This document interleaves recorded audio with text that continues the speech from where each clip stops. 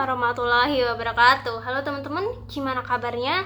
Siap gue dengerin materi saya sampai akhir? Harus siap, tonton terus videonya, jangan di skip sampai akhir. Sebelumnya, perkenalkan saya Ria Wardani dengan NIM 21103040084. Di kesempatan kali ini saya akan membawakan materi terkait dengan serikat pekerja atau serikat buruh. Oke, jangan lama-lama, kita langsung ke materinya. Let's go! Pengertian daripada serikat pekerja atau serikat buruh sendiri bisa teman-teman lihat atau teman-teman dapatkan dalam pasal 1 angka 17 Undang-Undang Nomor 13 Tahun 2003 tentang Ketenagakerjaan dan juga pasal 1 angka 1 Undang-Undang Nomor 21 Tahun 2000 tentang serikat pekerja atau serikat buruh. Berdasarkan pemaparan ini, kita bisa melihat, memaknai, dan memahami secara definitif terkait dengan pengertian serikat pekerja atau serikat buruh sendiri menurut peraturan perundang-undangan di Indonesia. Untuk lebih memudahkan teman-teman, saya akan menjabarkan secara lebih sederhana bahwa serikat pekerja ini merupakan organisasi perkumpulan para pekerja atau buruh yang memiliki tujuan untuk melindungi hak-hak sebagai seorang pekerja yang menjadi anggotanya. Apa sih sebenarnya fungsi daripada serikat pekerja ini? Apa fungsinya bagi para pekerja, karyawan, dan juga buruh? Sepertinya sangat penting ya sampai-sampai dibuatkan regulasi dalam sistem hukum di Indonesia. Langsung saja, berdasarkan pasal 4 ayat 2 Undang-Undang Nomor 21 Tahun 2000 tentang Serikat Pekerja yang telah menjabarkan beberapa fungsi yang kemudian saya rumuskan dalam beberapa poin yang bisa kawan-kawan lihat. Yang pertama adalah PKB dan PPHI. Artinya, serikat pekerja ini sebagai pihak dalam pembuatan perjanjian kerja bersama dan juga penyelesaian perselisihan hubungan industrial. Yang kedua adalah perwakilan pekerja dan karyawan.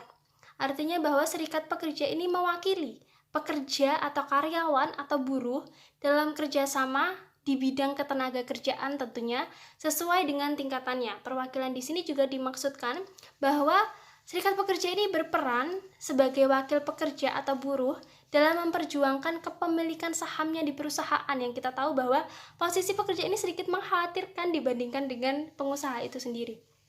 Selanjutnya adalah penyalur aspirasi, yakni serikat pekerja ini menjadi sarana penyalur aspirasi dalam memperjuangkan hak dan juga kepentingan anggotanya, yakni karyawan, buruh, dan juga pekerja. Selain itu, selain penyalur aspirasi, serikat pekerja ini menjadi perencana, pelaksana, dan juga penanggung jawab dalam pemogokan pekerja atau buruh sesuai dengan peraturan yang berlaku.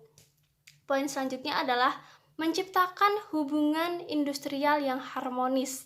Gimana nih artinya teman-teman? Jadi serikat pekerja ini menjadi sarana menciptakan hubungan industrial yang tidak hanya harmonis, namun dinamis dan juga adil sesuai dengan peraturan perundang-undangan yang berlaku. Kemudian sikap yang seharusnya diambil oleh perusahaan ketika terdapat organisasi serikat kerja di lingkungan perusahaan tersebut. Pada dasarnya perlu dipahami kawan-kawan bahwa secara hukum organisasi ini tidak diwajibkan ada dalam suatu lingkungan perusahaan. Namun kembali lagi bahwa untuk menciptakan ekosistem lingkungan kerja yang produktif, adil, dan terkontrol, maka organisasi ini disarankan ada untuk karyawan dan perusahaan, di mana secara praktis keberadaan organisasi ini pun kan juga akan membuat perusahaan ini memiliki partner dalam mengelola perusahaan tersebut. Bagaimana sih peraturan perundang-undangan di Indonesia yang mengatur mengenai serikat pekerja atau serikat buruh ini? Apa dasar hukum keberlakuan serikat pekerja dan serikat buruh ini? Yang pertama, terdapat dalam pasal 28E ayat 3 Undang-Undang Dasar Negara Republik Indonesia tahun 1945 yang menjamin hak setiap orang atas kebebasan berserikat, berkumpul, dan mengeluarkan pikiran baik secara lisan maupun secara tulisan.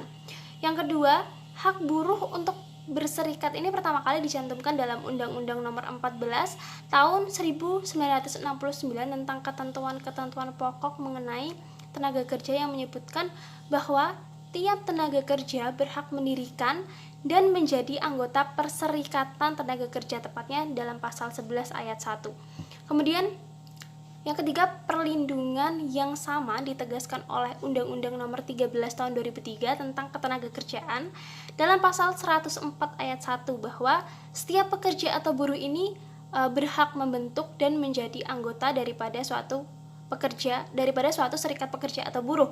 Kemudian selanjutnya mengingat pentingnya serikat pekerja atau serikat buruh ini, sehingga pada tanggal 4 Agustus tahun 2000 pemerintah secara khusus menerbitkan regulasi atau Undang-Undang Nomor 21 Tahun 2000 tentang serikat pekerja atau serikat buruh.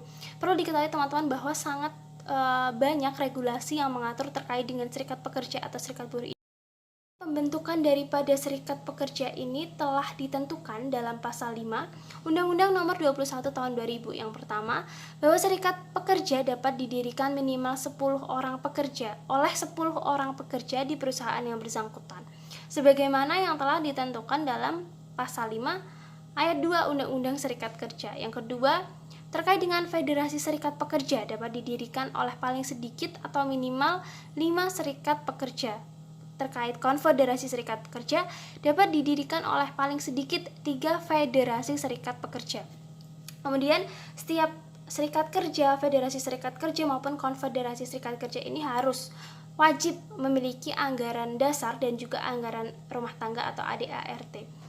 Tidak berhenti sampai di situ teman-teman, bahwa setelah pembentukan pun masih terdapat tahapan selanjutnya yang harus dilakukan oleh suatu organisasi serikat kerja, yakni memberitahukan secara tertulis kepada instansi pemerintah yang bertanggung jawab untuk dilakukan pencatatan atas pembentukan serikat pekerja tersebut, sebagaimana yang telah diatur dalam ketentuan pasal 18 Undang-Undang Serikat Pekerja. Keterwakilan serikat pekerja dalam kelembagaan hubungan industrial. Gimana sih maksud dari pernyataan tersebut? Perlu diketahui teman-teman bahwa dalam sistem ketenaga kerjaan ini kan terdapat beberapa kelembagaan hubungan industrial, yang mana kelembagaan tersebut perlu diikutsertakan wakil-wakil, baik dari unsur pengusaha maupun dari unsur serikat pekerja atau buruh. Sekian, terima kasih telah menyimak video saya. Kurang lebihnya mohon maaf. Wassalamualaikum warahmatullahi wabarakatuh.